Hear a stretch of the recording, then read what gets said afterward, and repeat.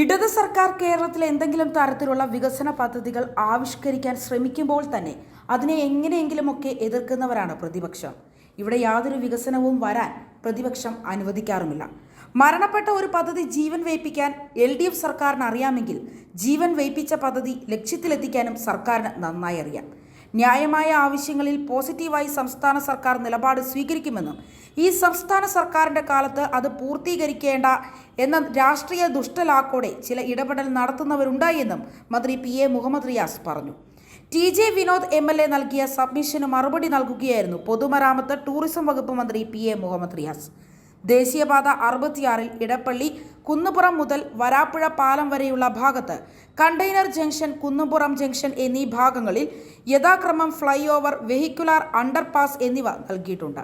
Approach road സഹിതം കണക്കാക്കിയ kilometre 418+300 മുതൽ 417+807 വരെയും കിലോമീറ്റർ 419 മുതൽ 420 വരെയും എലവേറ്റഡ് ഹൈവേ എന്ന രൂപത്തിലാണ് നിർമ്മിക്കുന്നത് എന്ന് ദേശീയ അതോറിറ്റി അറിയിച്ചിട്ടുണ്ട്.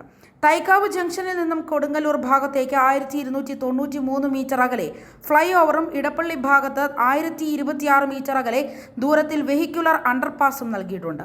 ഭാരത് റാണി റോഡ് ദേശീയപാതയുമായി ചേരുന്നത് കിലോമീറ്റർ 416+925 ഇതിന് സമീപം കിലോമീറ്റർ 417+000 ഭാഗത്ത് മെയിൻ ക്യാരേജ് വേയിൽ നിന്ന് സർവീസ് റോഡിലേക്ക് എൻട്രി പ്ലസ് എക്സിറ്റ് പോയിന്റ് നൽകിയിട്ടുണ്ട്. ഈ ഭാഗത്തെ finishing road level, main carriage way, service road എന്നിവയ്ക്ക് സമാനമായതിനാൽ അണ്ടർപാസ് നൽകുക സാങ്കേതികമായി സാധ്യമല്ല. എന്നാൽ കിലോമീറ്റർ 416+760 മുതൽ കിലോമീറ്റർ 416+480 വരെ സർവീസ് റോഡ് നിർമ്മിച്ച് വലിയ പാലത്തിന് താഴെ ക്രോസിംഗ് പോയിന്റ് നൽകുന്നത് പരിഗണിക്കാമെന്ന് ദേശീയപാത അതോറിറ്റി അറിയിച്ചിട്ടുണ്ട്. ഇക്കാര്യം ദേശീയപാത അതോറിറ്റി റീജിയണൽ ഓഫീസറുമായി സംസാരിക്കാൻ പൊതുമരാമത്ത് വകുപ്പ് സെക്രട്ടറിയെ ചുമതലപ്പെടുത്താം. പൊതുവായി ഒരു കാര്യം കൂടി പറയാം. പ്രാദേശികമല്ല ചില വിഷയങ്ങൾ ഉയർന്നു വരുന്നുണ്ട്. ന്യായമായ ആവശ്യങ്ങളിൽ പോസിറ്റീവായി സംസ്ഥാന സർക്കാർ നിലപാട് സ്വീകരിക്കുകയാണ്. എന്നാൽ ഈ സംസ്ഥാന സർക്കാരിൻ്റെ കാലത്ത് അത് പൂർത്തീകരിക്കേണ്ട എന്നുള്ള രാഷ്ട്രീയ ദുഷ്ടലാക്കോടെ ചില ഇടപെടൽ നടത്തുന്നവരുണ്ട്. മരണപ്പെട്ട ഒരു പദ്ധതി ജീവൻ വയ്പ്പിക്കാൻ LDF സർക്കാരിന് അറിയാമെങ്കിൽ ജീവൻ വയ്പ്പിച്ച പദ്ധതി ലക്ഷ്യത്തിലെത്തിക്കാനും സർക്കാരിന് അറിയാമെന്നും മുഹമ്മദ് റിയാസ് കൂട്ടിച്ചേർത്തു.